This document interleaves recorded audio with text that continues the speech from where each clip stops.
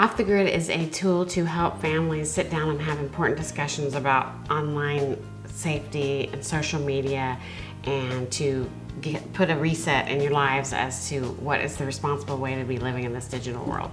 Beyond families just getting back to the basics of communicating and spending time together, we feel that in the last 10 years there's a lot of issues that have come up that didn't exist before. These weren't things that families had to think about.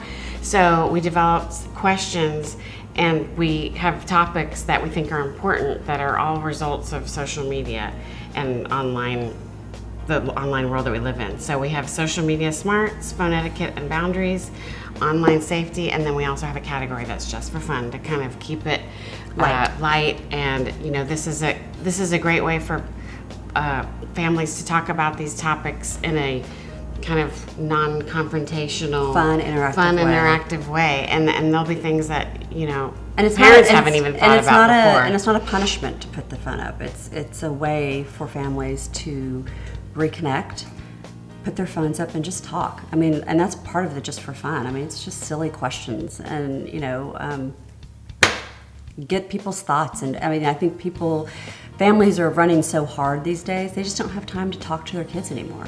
They don't sit down as families for dinner. They don't have Sunday evenings to hang out with each other. Ask some hard questions of themselves and their kids. And I mean, there are probably some questions in here that I'd be uncomfortable answering.